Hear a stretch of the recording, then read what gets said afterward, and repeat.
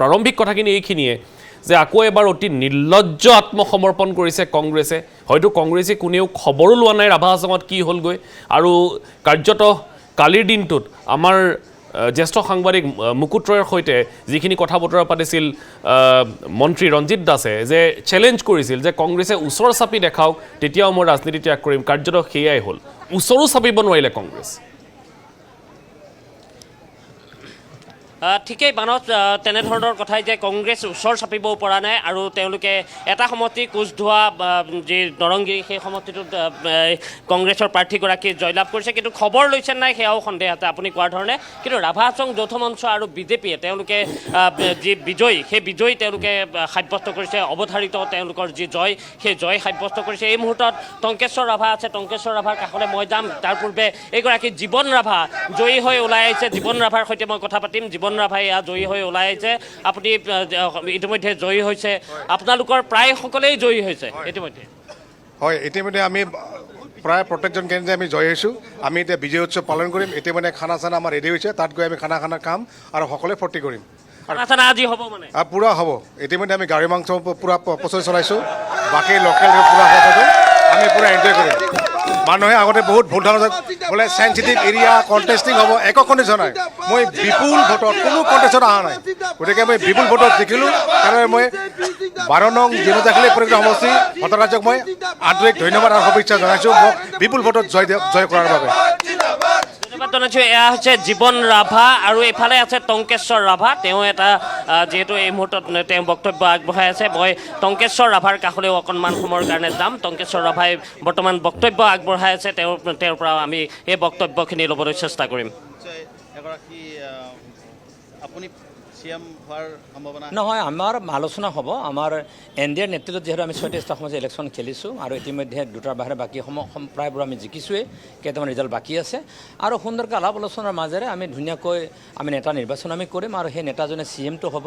তাৰে কাৰণে মুখ্যমন্ত্ৰী ডাঙৰীয়াৰ আমি মাৰ্গদৰ্শনটো আমি নিশ্চয়কৈ ল'ম তাত কোনো অসুবিধা নাথাকে কাৰণ কাউন্সিলখন আমি দুটা শ্লোগান আমি দিছোঁ ইতিমধ্যে সেই শ্লোগানটো হৈছে সমবেকা সমান আৰু সম অধিকাৰ তাৰ সমান্তৰালভাৱে কৈছোঁ যে বিকশিত অসম আৰু সুৰক্ষিত ৰাভা হাছং অসমখন যেনেকৈ বিকাশ হ'ব সেই ধৰণে ৰাভা হাছংখন সুৰক্ষিত হ'ব লাগিব সুৰক্ষিত এইকাৰণে হ'ব লাগিব যে পশ্চিম অসমৰ কথাখিনি যদি আপোনালোকে চাবলৈ যায় ইয়াত বিশেষকৈ কোন মানুহসকল থাকে আমি খিলঞ্জীয়া মানুহসকল থাকিছোঁ ৰাভা হাছং বুলি ক'ব লাগে জনজাতি মানুহসকল আছোঁ ভূমিপুত্ৰসকল আছোঁ কিন্তু আটাইসকলৰ সা সম্পত্তি কৃষ্টি সংস্কৃতি তেওঁলোকৰ স্বাভিমান এটা সুৰক্ষিত ৰখাৰ দায়িত্ব কাউন্সিলখনৰ অভিভাৱকৰ দায়িত্ব লোৱাটো অত্যন্ত জৰুৰী গতিকে মই ভাবোঁ আহি থকা দিনসমূহত ৰাইজে যেনেকৈ আমাৰ ওপৰত ভৰসা ৰাখিছে একেধৰণে ৰাইজক আস্থা আৰু বিশ্বাসত লৈ এইবেলে কাউন্সিলৰ ওচৰলৈকে ৰাইজ আহিব নালাগে এইবাৰ কাউন্সিলখন ৰাইজৰ ওচৰলৈকে যাব নিৰ্বাচনৰ সময়ত দেখা গৈছিলে আপোনাৰ কেতিয়া হ'ব পাৰে শপত গ্ৰহণ ডেফিনেটলি আজি মুখ্যমন্ত্ৰী মুহূৰ্তলৈ মই নিশ্চয় কথাখিনি পাতিম তেখেতক আমি আমন্ত্ৰণ জনাম শপত গ্ৰহণ অনুষ্ঠানলৈকে আৰু যদি তেখেতে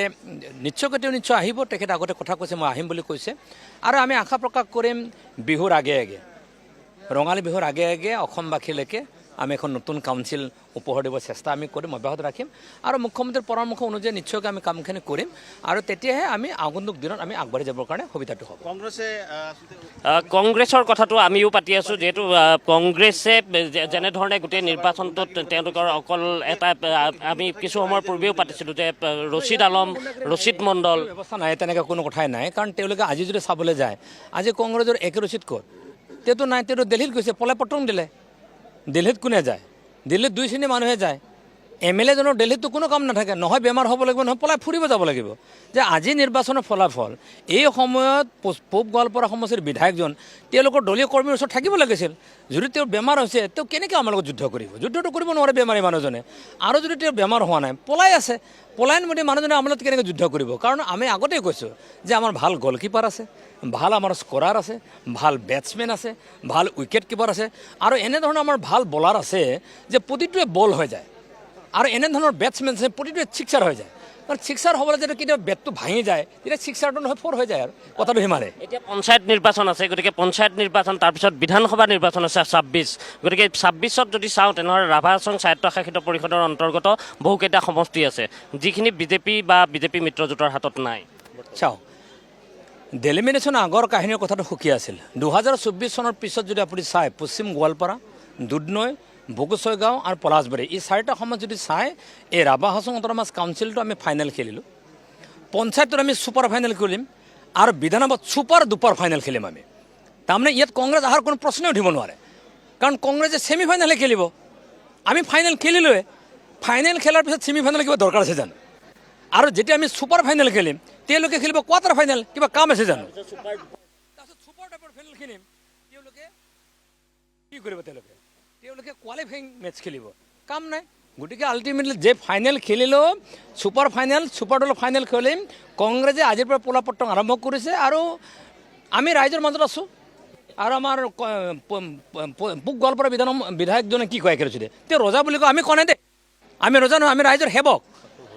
আমি ৰাইজৰ সুৰাও গতিকে তেওঁ এতিয়া তেওঁ ৰজা বুলি কৈছে গতিকে ৰজাৰ শাসন আমি ইয়াত থাকিবলৈ নিদিওঁ জনপ্ৰতিনিধি আমি থাকিবলৈ দিম ৰাইজৰ প্ৰতি আমি থাকিবলৈ দিম ৰজাৰ শাসন ব্যৱস্থা আমি গোৱালপাৰা জিলাত থাকিবলৈ নিদিয়ে অসমত থাকিবলৈ নিদিয়ে যিয়ে নিজকে ৰজা বুলি ভাবে তেওঁ ৰাজধানীৰ পৰা তালি টোপোলালৈ আগবাঢ়ি গুচি যোৱাটো বেটাৰ ভূপেন বৰাক আপুনি কাগজৰ বাঘ বুলি আখ্যা দি আছে নহয় মইতো ভূপেন বৰা ডাঙৰীয়া কাগজৰ বাঘ বুলি আখ্যা দিয়া নাই মই তেখেতক কৈছোঁ চাওক তেওঁ 4বাৰকৈ হাৰিছে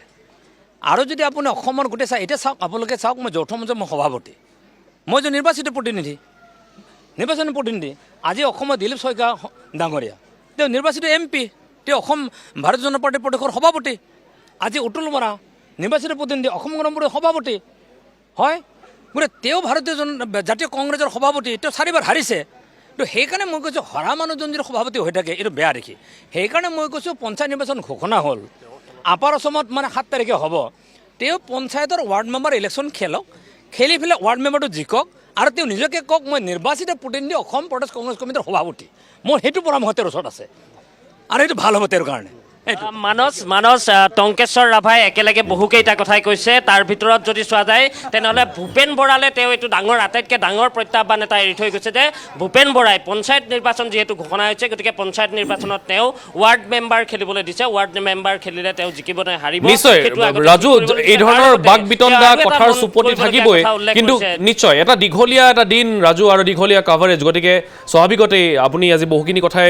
কাভাৰ কৰিবলগীয়া হৈছে কিন্তু তথাপিও এটা সৰু কথা আপোনাৰ পৰা জানিম তাৰপাছত আমি এই পোনপটীয়া সম্প্ৰচাৰ সামৰিম এয়া হৈছে আপুনি যিটো প্ৰশ্নই সুধিছিলে আচলতে 26 আহি আছে ৰাভা হাছং স্বায়ত্তশাসিত পৰিষদৰ অন্তৰ্গত বৃহত্তৰ যিটো অঞ্চল সেই অঞ্চলটোত খোপনি পুটাৰ বাবে বিজেপিয়ে এইটো কুচকাৱাজ কৰিলে নেকি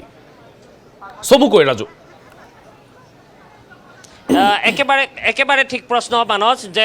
বিজেপিৰ যিহেতু বিজেপিৰ দখলত আপুনি যদি চাই পশ্চিম গোৱালপাৰা বিজেপিৰ দখলত বৰ্তমান নাই আপুনি যদি দুধনৈ বিধানসভা সমষ্টি চাই দুধনৈ বিধানসভা বিজেপিৰ হাতত বৰ্তমান নাই ঠিক একেদৰে বকো ছয়গাঁও সেই সমষ্টি যদি চাই তেনেহ'লে বকো ছয়গাঁও বিজেপিৰ দখলত নাই গতিকে এই তিনিটা মূলতঃ এই তিনিটা সমষ্টি পলাশবাৰীটো বিজেপিৰ দখলত থকা এটা সমষ্টি গতিকে পলাশবাৰীক যদি আমি বাদ দিওঁ এই তিনিটা সমষ্টি বিজেপিৰ টাৰ্গেটত আছে আৰু বিজেপিয়ে এই তিনিটা যিহেতু STৰ বাবে সংৰক্ষিত সমষ্টি গতিকে তিনিওটা সমষ্টিয়ে বিজেপিয়ে দখলৰ বাবে প্ৰথমটো তেওঁলোকৰ কাম ইতিমধ্যে তেওঁলোকে কৰিছে পঞ্চায়ত নিৰ্বাচন আছে তাত হয়তো তেওঁলোকে খুব আগ্ৰাসীভাৱে যিটো প্ৰচাৰ কাৰ্য তেওঁলোকে চলালে এতিয়া পঞ্চায়ত নিৰ্বাচনত তেওঁলোকে কিন্তু খুব লাহে ধীৰেও যদি প্ৰচাৰ চলায় সেয়াও হয়তো তেওঁলোকৰ বাবে হ'ব কাৰণ সন্মুখত তেওঁলোকে 26 আছে 26লৈ তেওঁলোকে যদি বুথৰ কাম কাজ কৰি যায় হয়তো তেওঁলোকে তেওঁলোকৰ যিখিনি এটা পুনৰ গাঁথনিৰ প্ৰয়োজন হয় এটা ভেটি নিৰ্মাণৰ প্ৰয়োজন হয় সেই ভেটি হয়তো বিজেপিয়ে ইতিমধ্যে এই ৰাভা হাছং স্বায়ত্তশাসিত পৰিষদৰ নিৰ্বাচনৰ দ্বাৰা তেওঁলোকে গঢ়ি লৈছে মানস ধন্যবাদ জ্ঞাপন কৰিছোঁ ৰাজু বড়ো আমাক পোনপটীয়া সম্প্ৰচাৰ সহযোগ কৰাৰ বাবে আছিলে ৰাভা হাছঙৰ কাহিনী ইতিমধ্যে আমি জনাইছোঁ যে NDA বা ৰাভা হাছং যৌথ মঞ্চৰ বিজেপিয়ে যিটো বৃহৎ বিজয় সাব্যস্ত কৰিছে তাৰ পাছত কিন্তু এই বৃহত্তৰ অঞ্চলটোত কংগ্ৰেছৰ বাবে বা অন্যান্য দলৰ বাবে মূৰ তুলি চাব পৰাটো বৰ ডাঙৰ কথা হ'ব আৰু ই এক ডাঙৰ প্ৰত্যাহ্বান কংগ্ৰেছৰ বাবে আৰু আগন্তুক 26ৰ নিৰ্বাচনৰ বাবে কিন্তু যদি বিজেপিৰ ফালে চাওঁ বিজেপিৰ বাবে কিন্তু বৃহৎ সকাহ আৰু আগন্তুক পঞ্চায়ত নিৰ্বাচন আৰু 26ৰ নিৰ্বাচনৰ বাবে বিজেপিৰ বাবে সঞ্জীৱনী হৈ থিয় দিব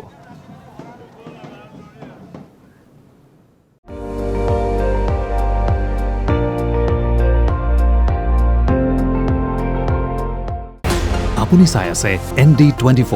সৰ্বশ্ৰেষ্ঠ নহয় সৰ্বোত্তমৰ দৌৰ